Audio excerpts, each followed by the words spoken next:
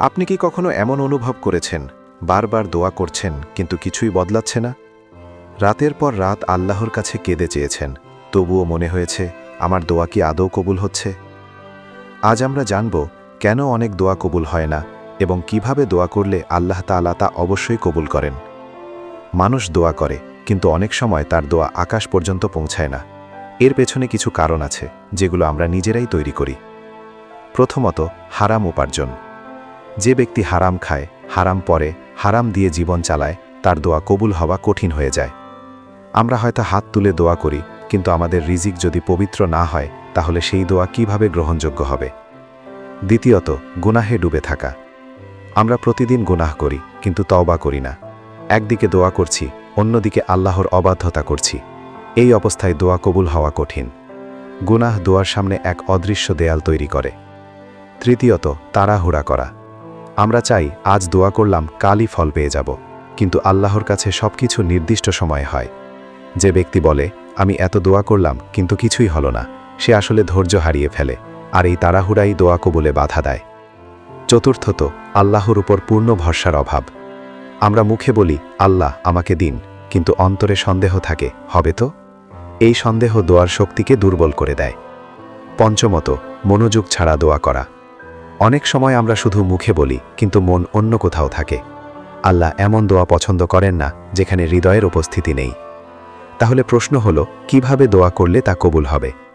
প্রথমত, খাঁটি নিয়ত এবং একাগ্রতা। দোয়া করার সময় মনটা পুরোপুরি আল্লাহর দিকে দিন। মনে রাখবেন আপনি এমন একজনের কাছে চাইছেন যিনি সবকিছু দিতে সক্ষম। দ্বিতীয়ত, আল্লাহর প্রশংসা দিয়ে দোয়া শুরু করুন। আল্লাহর গুণগান করুন, তার মহিমা বর্ণনা করুন, তারপর প্রিয় নবীর উপর দরুদ পাঠ করুন, এরপর নিজের চাওয়া তুলে ধরুন। তৃতীয়ত, বিনয়ের সাথে দোয়া করুন। আল্লাহ অহংকারীকে ভালোবাসেন না। নরম কণ্ঠে, চোখে পানি নিয়ে বিনয়ের সাথে চাইলে সেই দোয়ার আলাদা সৌন্দর্য থাকে। চতুর্থত, হালাল উপার্জন নিশ্চিত করুন। হালাল রিজিক দোয়া কবুলের সবচেয়ে বড় চাবিকাঠি।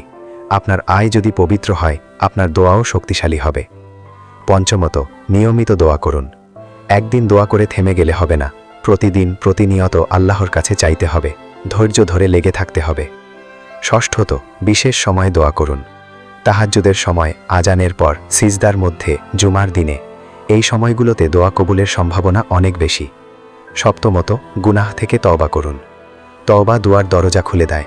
যখন আপনি আল্লাহর কাছে ফিরে আসবেন, তখন আল্লাহ আপনার দিকে রহমতের দরজা খুলে দেবেন। মনে রাখবেন, দোয়া কখনোই বিফলে যায় না। আল্লাহ প্রতিটি দোয়া শোনেন এবং তিনভাবে তা কবুল করেন। হয়তো আপনি যা চেয়েছেন তাই দিয়ে দেন, অথবা এর চেয়েও ভালো কিছু দেন, অথবা তা আখিরাতের জন্য জমা রাখেন। আপনি হয়তো ভাবছেন আপনার দোয়া কবুল হয়নি, কিন্তু বাস্তবে আল্লাহ আপনার জন্য আরও সুন্দর কিছু প্রস্তুত করছেন। তাই কখনো দোয়া করা বন্ধ করবেন না। দোয়া হলো মুমিনের সবচেয়ে বড় শক্তি। যত কষ্টই আসুক, যত দেরিই হোক, আল্লাহর দরজা থেকে ফিরে যাবেন না। আজ থেকেই নতুন করে শুরু করুন। মন থেকে দোয়া করুন, গুনাহ ছেড়ে দিন, আর আল্লাহর উপর পূর্ণ ভরসা রাখুন। ইনশাআল্লাহ একদিন আপনার দোয়া আকাশ ছুঁয়ে যাবে।